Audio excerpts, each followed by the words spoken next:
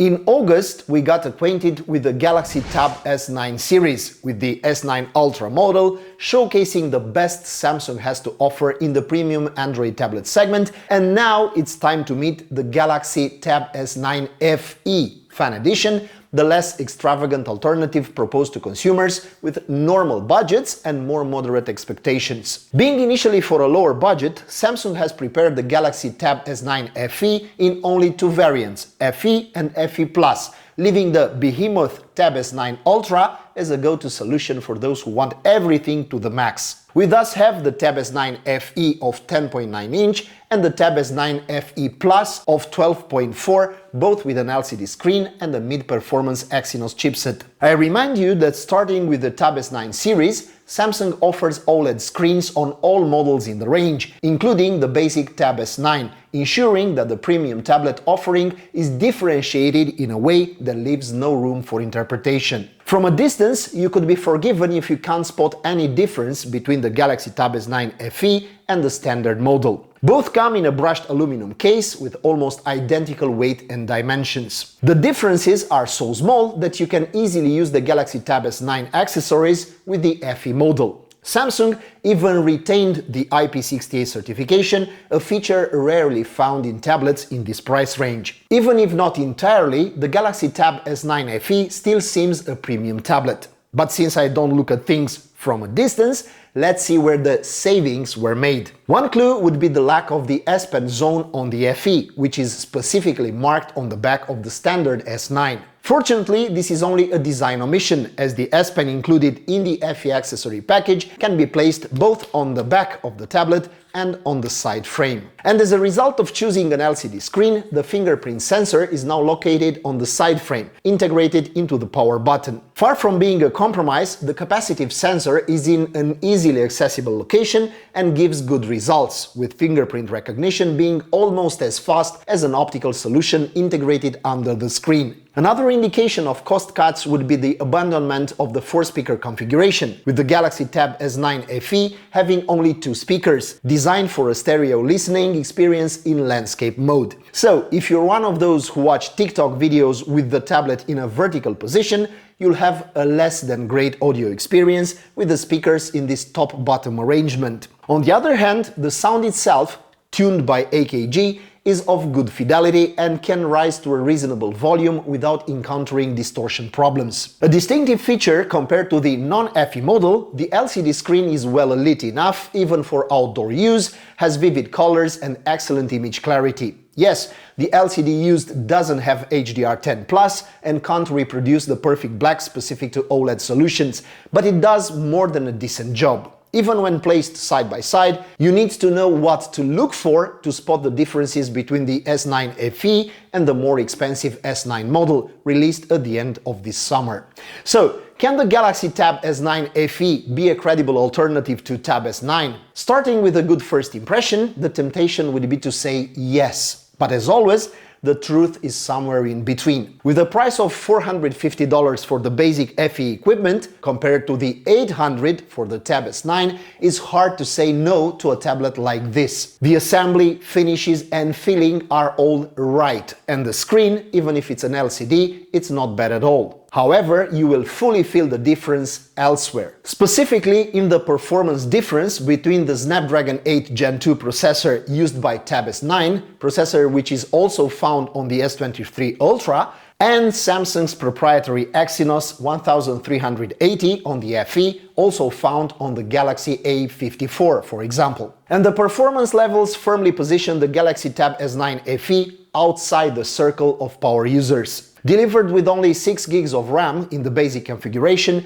the Tab S9 FE should at least be ordered in the 8 GB of RAM and 256 GB of storage version to enter that specification area for which Samsung optimizes the One UI firmware in the long term. And speaking of One UI, the current Samsung firmware based on Android 14 and One UI 6.0 seems a bit unfinished. Even if I didn't come across serious bugs, the fluidity of the interface and the tendency to hang at times contrast strongly with the One UI 5.1 experience on the Tab S9. I tend to believe that the weaker chipset is not the problem here, but rather the firmware part, the Galaxy Tab S9 FE needing some optimizations in this chapter. However, One UI features are essentially identical for both tablet series, with the Galaxy Tab S9 FE offering the same set of applications and optimizations for the S Pen, for example. Again, Samsung shows that the FE series is not for power users,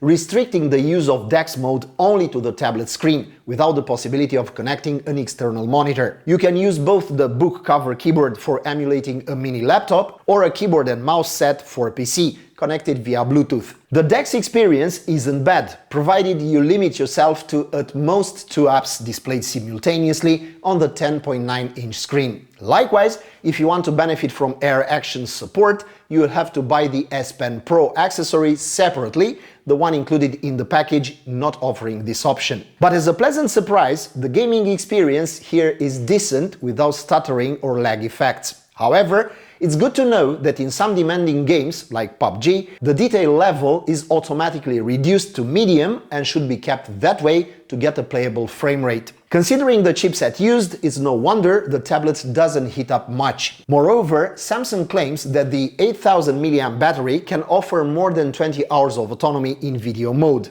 Moving on to charging, Samsung says there is support for 45 watts fast charging, but I tested this claim with a 65 watt AC adapter and a USB-C cable certified for 45 watt charging, original Samsung accessories, and measured only 36-37 watts power consumed and almost 90 minutes for a full charge. Well, draw your own conclusions. In the Other Features chapter, we have a main 12 megapixels camera and an 8 megapixel front camera. Neither is great, at least not in artificial light, but for video calls and those moments when you can't be bothered to reach for a better equipped phone, it's probably enough. It's also good to know that you can film with the tablet up to 4K resolution at 30 FPS. Now, let's take another look at the accessories. Even if Samsung recommends it for on-the-go use, the outdoor cover should be an essential accessory for anyone with small children around or if you're clumsy. Built like a tank, the detachable protective case uses hard plastic for crush and twist protection, while shock and impact protection is provided by the very resistant rubber side frame. The Samsung outdoor cover has a retractable stand that allows the tablet to be placed in landscape mode. Also, the space for the S Pen accessory is additionally protected, both against impact and accidental loss of the pen. Before ordering, you should know that the outdoor cover is a heavy-duty protective case, which adds quite a bit to the thickness and weight of the tablet. If you don't foresee very careless use of the tablet, then maybe it's worth taking a look at other Samsung cases. And we have another interesting optional accessory. The S Pen Creator Edition is a significant upgrade from the S Pen version included in the Tab S9 FE package, with support for Air Actions. If the first can be thought of as a pen or pencil with a thin tip, the S Pen Creator Edition is a little heavier and thicker, enough to feel like you're using a real pencil and not something toy-like. Helpful is also the tip that very well imitates the shape of a drawing pencil lead.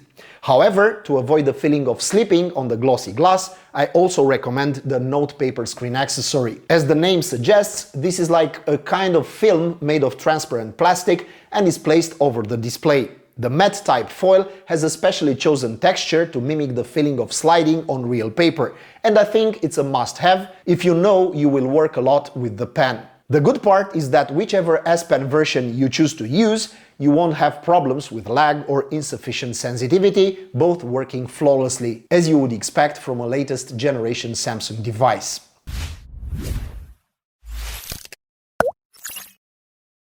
And speaking of accessories, let's discuss a bit about the new Galaxy Buds FE. Worth watching in future promotional campaigns, the Buds FE comes at around $100 and are a good alternative to the Galaxy Buds 2 Pro, which were around $220 at launch. Both are offered in almost identical cases. Buds 2 Pro have a slightly rounder shape, touch operation, and feel a bit heavier in hand. In contrast, Buds FE have more easily noticeable joint areas and don't feel quite as premium. Fortunately, the performance differences between the two aren't that big. Tested side by side, both have decent bass and a decently high volume. The hi-fi sensation is clearly superior on the Buds 2 Pro, which come with dedicated speakers for bass and mid-highs, hence probably the noticeable weight difference. While I wouldn't go so far as to say it disappoints, listening on the Buds FE has some downsides regarding the playback of mid-high frequencies, some instruments and nuances being covered by the strong bass. The noise-cancelling functionality is also clearly weaker on the FE, with Buds 2 Pro maintaining a decisive advantage here. Overall, the Buds FE are certainly not to be avoided, but neither to be bought blindly at full price. And the last but not least interesting accessory of today is this Smart Tag 2. Along with the Tab S9 FE, Samsung also unveiled the latest version of the Smart Tag accessory. Even though it retains the basic functionality unchanged, Smart Tag 2 comes with a much improved exterior design and extra features like ultra-wideband connectivity, which was only found in the Smart Tag Plus series so far. If the first Smart Tag version was rather rudimentary in design, shaped like a slightly thicker plastic coin, Smart Tag 2 is a much more refined gadget, which you'll probably hate to hide somewhere in your luggage. However, Samsung has also made changes that you might not like, with Smart Tag 2 no longer being as invisible as the first generation. If the former was basically a coin that you could easily attach anywhere you needed, the new version is more like a stylish keychain, with Samsung seeming to want to get rid of the undesired stalker accessory image used by jealous lovers. Instead, you can attach the Smart Tag 2 to a belt or other thicker objects than a cord. And if you really want full flexibility, know that there is also a rugged case equipped with a self-locking ring, working like a hook for attaching to various objects, such as luggage or a pet's collar. Samsung has also kept the programmable function button. For example, you can set an emergency message from the SmartThings app, a simple button press sending an SMS with your location data to a trusted person. It should be mentioned that this functionality is not guaranteed in every situation. For example, if you are in an isolated location and there is no other nearby device to relay the triggered alert. Alright, now that we're done with the accessories, let's answer that $1,000 question. Is the Galaxy Tab S9 FE a credible Tab S9 alternative? Yes and no.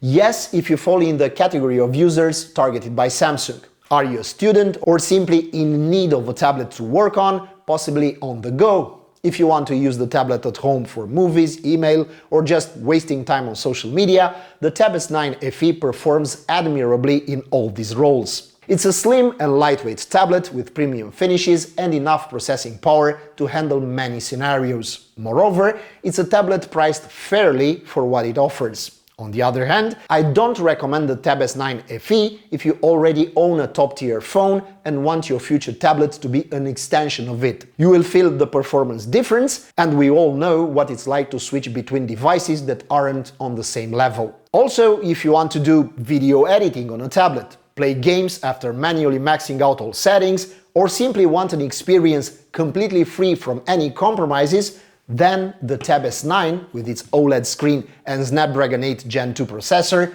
and significantly higher price tag, remains the obvious choice. And now, let me know in the comments section, what do you think of the Galaxy Tab S9 FE?